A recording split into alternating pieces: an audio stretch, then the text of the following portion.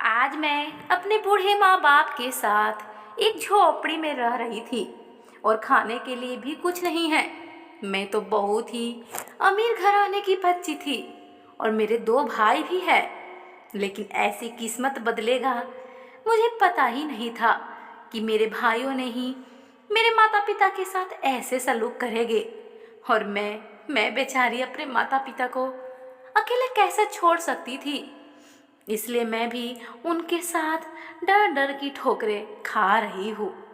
और आज तो कुछ खाने के लिए भी मेरे पास नहीं है। क्या खाओगी? क्या मैं बूढ़े माँ बाप को खिलाओगी? मेरा नाम माही है। मैं बचपन से ही बहुत ही लाडो प्यार से बड़ी पढ़ी हूँ और मेरे दो भाई भी हैं। मैं जैसे जैसे बड़ी हो रही थी वैसे वैसे मुझे यह एहसास हो रहा था कि मैं पराई हूँ, क्योंकि माँ बाप के तो बेटे ही सेवा करते हैं, बेटियाँ तो पढ़ाई होती है। और मेरे बाबूजी, जिनका नाम मोहन है, वह बहुत बड़े बिजनेसमैन थे, पर अब नहीं है, क्योंकि वह अपने सारे बिजनेस अपने दोनों बेटों में इस कदर बांट दिए कि उनके हाथ में कुछ भी नहीं लगा। एक दिन मोहन जी अपने तीनों बच्चों को बुला लाए और पूरी दुनियादारी के बारे में समझा रहे थे, क्योंकि कोई भी माता पिता अपने बच्चों को अच्छा ही ज्ञान देता है। पर दोनों भाई तो एक कान से सुनते और एक कान से निकाल देते थे बातें। फिर भी पिताजी उन्हें कुछ नहीं बोलते थे, क्योंकि वह बेटे थे। दोनों भाई अगर गलती भी करते फिर भी पिताजी और मम्मी कुछ भी नहीं बोलती थी। पता नहीं क्यों, क्योंकि वह लड़के हैं। वही तो माता पिता के बुढ़ापे का सहारा है। और मुझे इकलौती बेटी होने के बाद भी भाइयों जैसा प्यार नहीं मिल पाता था। छोटे में तो भाई बहुत प्यार करते थे और मुझे माता पिता से भी डांट से बचाते थे। लेकिन जब बड़े हुए और फिर उन्हें बाहर भेज दिया गया पढ़ाई करने के लिए, लेकिन मुझे नहीं भेजा गया क्योंकि मैं बेटी थी। इसलिए मैं अपने शहर में ही रहकर पढ़ाई करने लगी। फिर भी 10 पास करने के बाद पापा बोले कि अब तुम्हारी पढ़ाई आगे की नहीं होगी। पता नहीं क्यों, शायद क्योंकि मैं बेटी हूँ। मुझे तो बहुत पढ़ने का मन था, बहुत ही ज्यादा जिद भी किए, पर पिताजी नहीं माने और मेरे लिए रिश्ता खोजने लगे शादी के लिए। मैं तो दोनों भाइयों से छोटी थी, फिर भी पिताजी मेरी ही शादी पहले करवाना चाहते थे। पता नहीं क्यों, मेरी माँ को भी मेरी शादी अभी करने का मन नहीं था। इसलिए माँ बहुत ही नाराज रहने लगी पिताजी से। इसलिए पिताजी को मेरी माँ का बात मानना पड़ा और बड़े भैया की शादी करने के बाद ही मेरी शादी होगी। उसके बाद छोटे भाई की शादी होगी। माँ कही तो पिताजी भी मान गए। मेरे भाई लोग पढ़ लिख कर जब घर आए तो अपने बिजनेस में ही पिताजी का हाथ बटाने के लिए कहने लगे, क्योंकि इतना पढ़ने के बाद भी उन्हें जॉब नहीं लगा। इसका सारा जिम्मेदार पिताजी का ही था। माँ तो नहीं ज़्यादा प्यार करती थी भाइयों को, लेकिन पिताजी उन दोनों को बहुत ही ज़्यादा बिगाड़ कर रखे थे। इसलिए वहाँ पर भी वे पढ़ाई के नाम पर सिर्फ मस्ती ही कर रहे थे। इसलिए उन्हें पढ़ाई में मन नहीं लगा तो जॉब भी नहीं लग पाया और आकर पापा के बिजनेस में ही हाथ बटाने लग गए। फिर भी जिंदगी उस समय अच्छी ही चल रही थी। लेकिन किसे पता था कि जो आज हंसता खेलता परिवार है वह कल टूट जाएगा, बिखर जाएगा। पता नहीं किसकी नज़र लग गई थी, या कहे कि माता पिता के ज़्यादा लाड प्यार से ही दोनों भाइयों ने फायदा उठा लिया। माँ हमेशा समझाया करती थी कि बच्चों को इतना प्यार मत कीजिए जी, और हाँ, कुछ अपने लिए भी रखा कीजिए। इस पर पिताजी बोलते थे, क्या अपना और क्या तुम्हारा, सभी तो मेरे दोनों बच्चों का ही है। इस पर माँ बोलती थी, और माँ ही कहाँ जाएगी, क्या माँ ही के लिए आपको कुछ नहीं सोचा। इस पर पिताजी बोलते थे, ये दोनों भाई है ना, यही माही का शादी धूमधाम से बहुत अच्छे घर में करवाएंगे। पर माँ यह भी कहा करती थी कि बच्चों के जी माँ ही सारे चीज़ नहीं छोड़ देना चाहिए। हो सकता है कि कल अगर कुछ ऊंच नीच घट जाए तो माँ सीधे सीधे तो नहीं, पर फिर भी पिताजी को कुछ अपने लिए रखने के लिए कहा करती थी। पर पिताजी को तो कुछ समझ में ही नहीं आता था और बिजनेस के मालिक दोनों बेटों को ही बना दिए और माँ से बोले कि अब हम घर पर ही बैठेंगे, मेरे बेटे किस लिए हैं।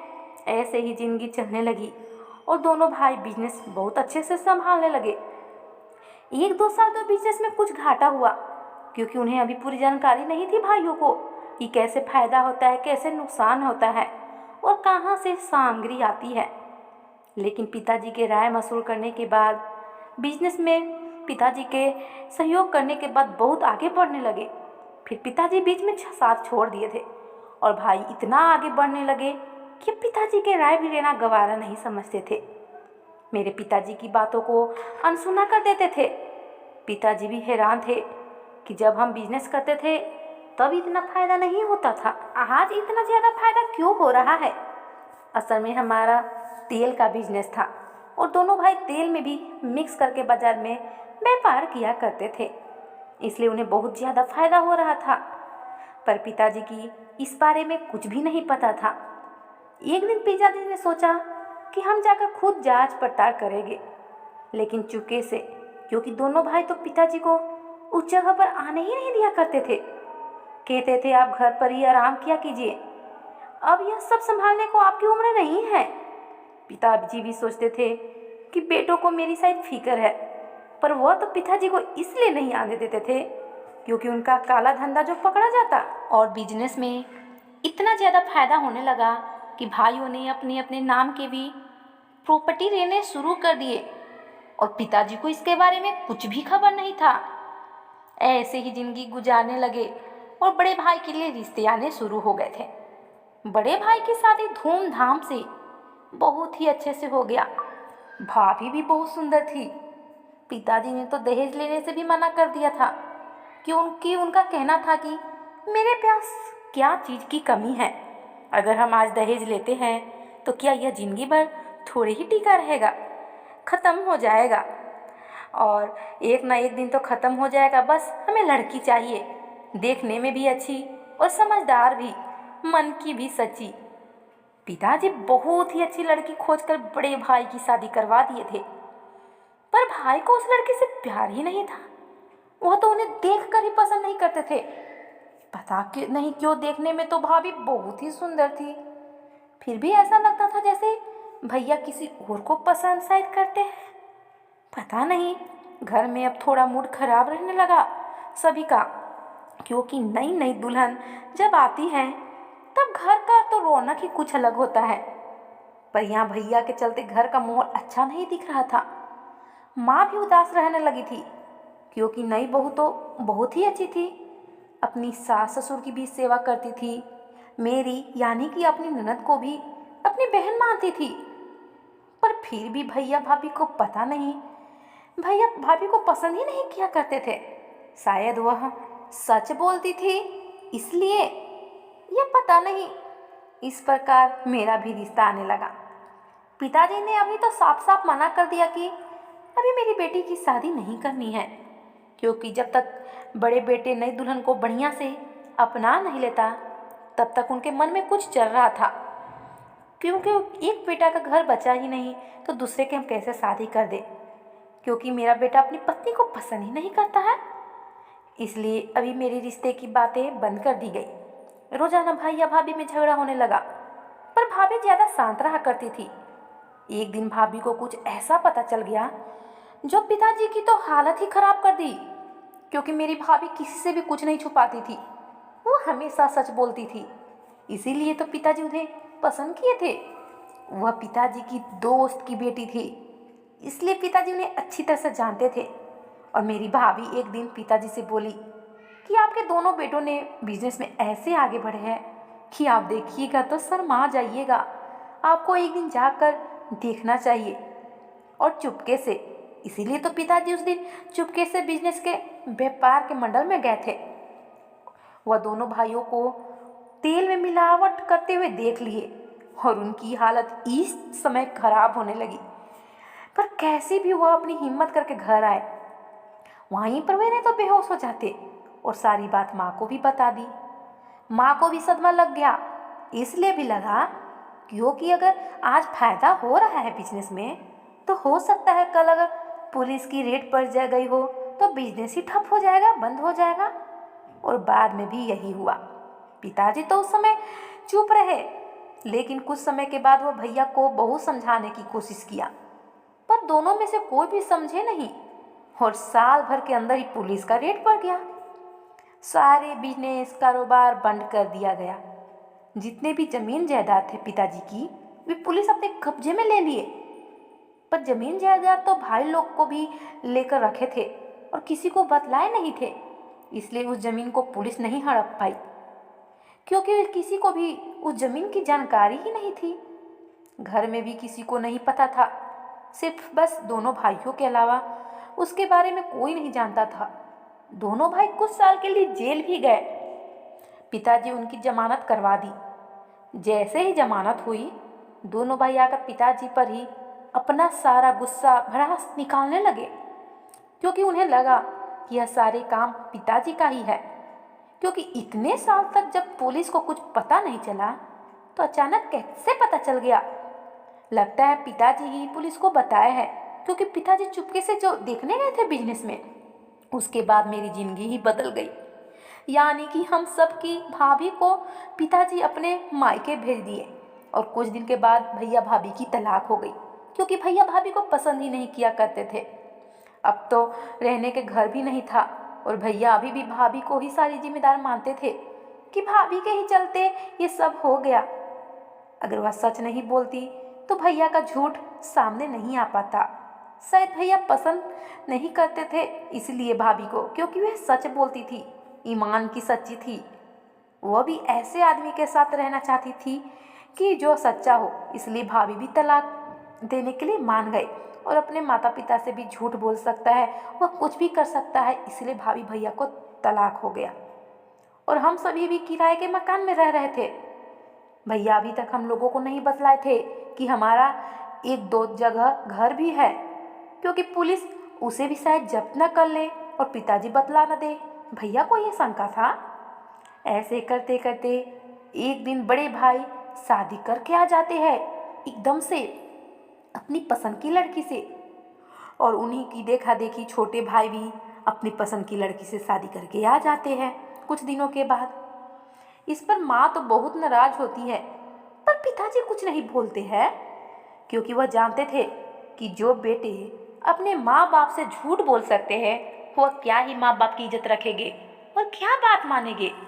और अपने तो शादी हो गया, वही नहीं चाहते थे कि मेरी वजह से यह रिश्ता टूट जाए अब भाइयों की। इसलिए दोनों भाभियों के साथ माँ भी अच्छे से सलूक करने लगी और दोनों भैया भाभी खुश रहने लगे थे। दोनों भाभियों के भी सारी बातें बता दी गई थी। भाई लोग उन्हें अपनी ज़मीन के बारे में भी बताए हुए थे, पर अभी तक पिताजी और माँ को नहीं पता था, मुझे भी नहीं पता था। हम फिर भी किराए के ही मकान में रह रहे थे अभी, और मेरा जो बिजनेस था वह सारा बर्बाद हो चुका था। इसलिए भाई लोग तो जॉब करने लगे थे, प्राइवेट नौकरी थी उनकी, क्योंकि कुछ तो पढ़ाई किए ही थे। और जब मुसीबत सर पे आती है तो अच्छों अच्छों की नानी याद आ जाती है। वैसा ही हुआ और भाई जब से शादी किए उसके बाद से प्राइवेट जॉब करने लगे थे। अब कुछ अच्छी सी जिंदगी कट रही थी, खाने के लिए भी पैसे आने लगे थे और रहने के लिए किराए का मकान था ही। पर माँ को मेरी चिंता सताई जा रही थी, क्योंकि दोनों भाई तो शादी कर लिए थे। मेरे लिए माँ के पास कुछ गहने इकट्ठे थे और वे गहने पिताजी से छुपा कर रखी थी। एक दिन माँ पिताजी को उस गहने के बारे में बता रही थी और चुपके से छोटी वाली भाभी वह सारी बातें सुन लेती है और जाकर भैया को बता देती है।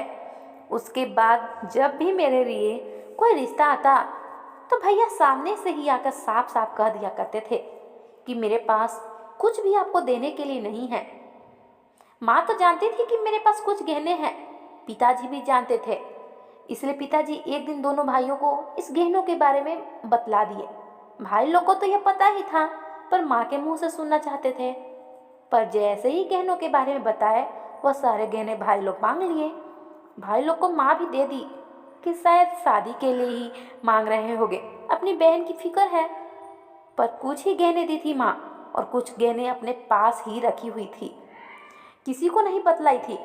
फिर भी जब मेरा रिश्ता आने लगा तो भाई वैसे ही रहते थे कि मुझे कुछ नहीं देना है। इस पर माँ भड़क गई और बोली कि वैसे बात थोड़े ही करना है, कुछ तो खर्चा करेंगे। मेरे पास भाई माँ को आँख दिखाकर बाद में जब रिश्तेदार चले गए तो उसके बाद दोनों भाई कह दिए कि कहाँ से दोगी, तुम्हारे पास तो कुछ है भी नहीं। इस पर माँ बोली कि कुछ दिन पहले ही तो तुम लोग को हम अपने गहने दिए थे, उस गहने से तो बहुत अच्छे से शादी हो जाएगी माही की, तुम्हारी बहन का। पर भाई उस गहने के बारे में इनकार कर गए और कह दिए कि कुछ कार्य था उसी में वह चला गया। माँ तो बहुत ही तेज थी, जानती थी कि हाँ ऐसा हो सकता है, क्योंकि जो भाई लोग माँ बाप से झूठ बोल सकते हैं वे कुछ भी कर सकते हैं। इसलिए थोड़े गहने ही दी थी माँ और गहने सारा रखी थी। पिताजी को भी इसकी खबर नहीं दी थी माँ। मेरी शादी तो करने से रही नहीं, क्योंकि भाइयों को तो मेरी शादी के बारे में टेंशन ही नहीं था, क्योंकि उन्हें तो एक बैठे बिठाए नौकरानी जो मिल गई थी। हाँ, भाभियाँ तो माँ से सारे काम करवाती ही थी और मुझे भी उस काम में हेल्प करना पड़ता था माँ का, क्योंकि माँ का उम्र चल रहा था और पिताजी बाहर के सारे काम किया करते थे। दोनों भाभियाँ आराम से रहा करती थी, ना कुछ काम करती थी। फिर भी भाई उन्हें कुछ नहीं बोलते थे, उल्टा हमें ही सुनाते थे कि तुम्हें तो बैठे बैठे खाने को मिल रहा है तो कुछ काम कर ही लिया करो, इससे तुम्हारी सारी स्वस्थ शरीर भी हो जाया करेगी। माँ भी सोचती थी कि अगर बेटे ही ऐसा बोल रहे हैं तो शायद हमें घर से ही ना निकाल दे, इसलिए माँ भी काम कर लिया करती थी। लेकिन कुछ दिन के बाद ऐसा ही होने लगा, हमें खाने को भी नहीं दिया जाने लगा। जब हम भाभीयों से इस बारे में बात करते तो भाभी सीधे जाकर भैया से शिकायत कर दिया करती थी कि आपकी बहन तो चुपके चुपके से खाने चुरा चुरा कर खा रही है। ऐसे ही में एक दिन भाई हम तीनों को घर से बाहर धक्के देकर निकाल दिए। पिताजी बहुत ही ज़्यादा रो रहे थे। माँ को तो यह सब के बारे में आगे से पता ही था, क्योंकि वह जानती थी कि शायद ऐसा हो सकता है, क्योंकि बेटे का स्वभाव के बारे में माँ से अच्छा कौन जान सकता है। और पिताजी इतना बिगाड़ ही दिए थे भाई लोग को कि संस्कार तो कुछ रह ही नहीं गया था। इसलिए पिताजी तो बहुत ही ज़्यादा रो रहे थे, क्योंकि उन्हें सदमा लगा था। उन्हें विश्वास ही नहीं हो रहा था कि जिस बेटों को हम अपनी बेटी से भी ज़्यादा प्यार किए, दुलार दिए हुए, आज हमें घर से बेदखल कर रहे हैं। और भाई उन्हें घर से इसलिए भी निकाल रहे थे क्योंकि उन्हें नए घर में शिफ्ट होना था। हम तीनों वहाँ से दर बदतर भटक रहे थे, कुछ खाने के लिए भी नहीं था। एक रास्ते में हम झुग्गी झोपड़ी देकर वहीं पर रहने लगे और खाने के लिए हम कुछ काम ढूंढने गए थे।